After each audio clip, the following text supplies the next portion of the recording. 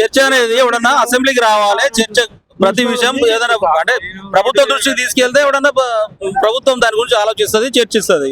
వీడెక్కడో పబ్బులు క్లబ్లలో ఉండేటోడు పబ్బులలోకి రండి మేము అక్కడ చర్చిస్తాం ఇక్కడ చర్చిస్తాం అంటే అదే మన లెక్కేనా?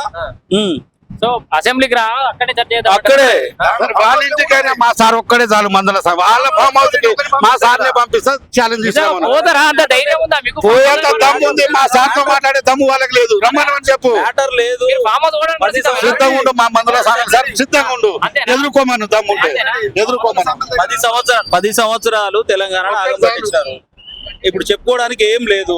ఎక్కడికి వచ్చినా వాళ్ళు ఫెయిల్ అవుతారు. అంతేనా? అంతే. సో నిజంగా ఇట్లా ఉందా? మీరు చెప్తున్నట్టు వాతావరణం ఉందా?